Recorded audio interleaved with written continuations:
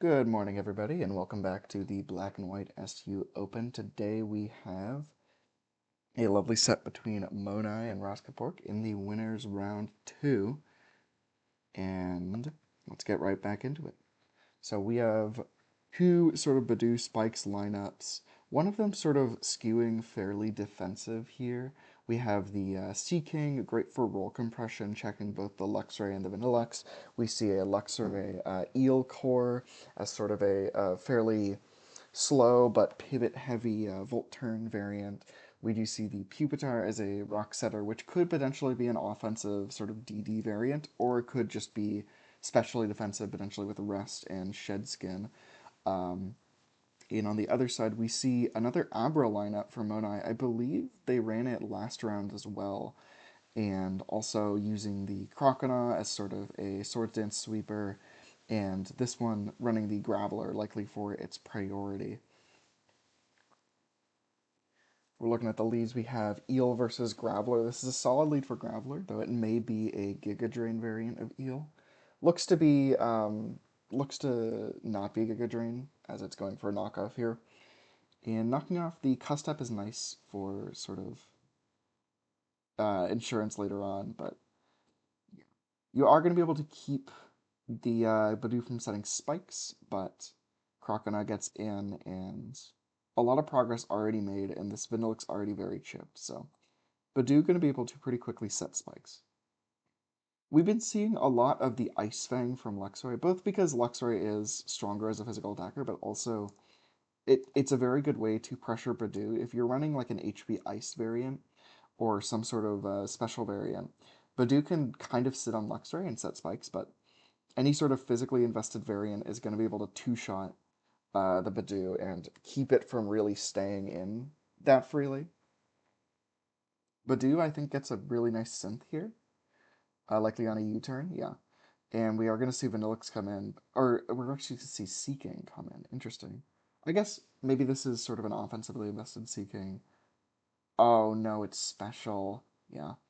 So, Seeking taking a lot of damage before being able to take out this Badoo, and Badoo's still even living.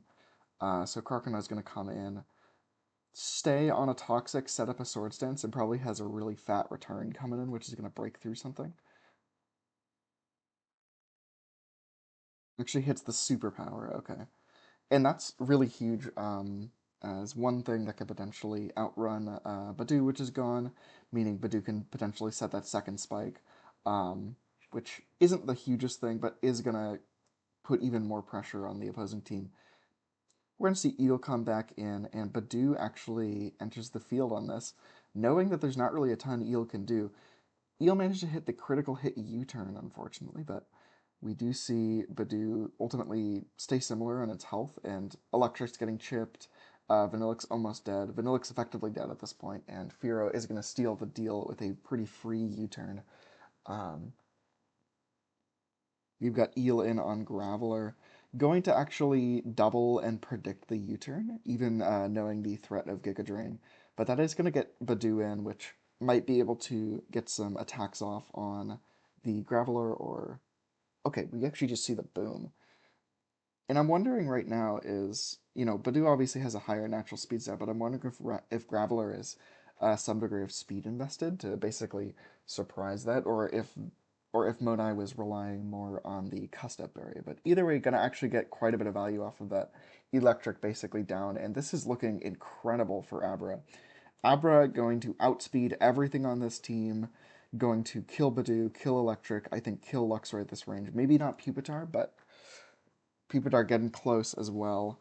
Um, yeah, we do see Pupitar come in. Okay, and Abra is packing the energy ball, so this is going to be a full sweep for Abra. Great work from Monai, setting these hazards early, wearing down these mons, and just sending in the Abra at the end to just completely clean shot. Moving on to game 2, I'm going to swap viewpoints to be more consistent. We have another double spikes lineup.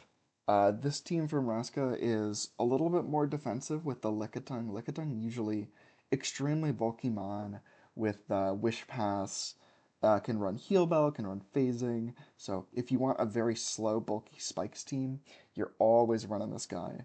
Whereas and also running the Spinner and Drillbur, which is unfortunate because Monai is rocking the Ghastly, which is a sort of mid-speed breaker in this tier that can very much threaten a lot of mons. Maybe not Lickitung, though it can, if this happens to be a stall breaker thing with Taunt, can prevent Lickitung from doing quite a bit of its regular work.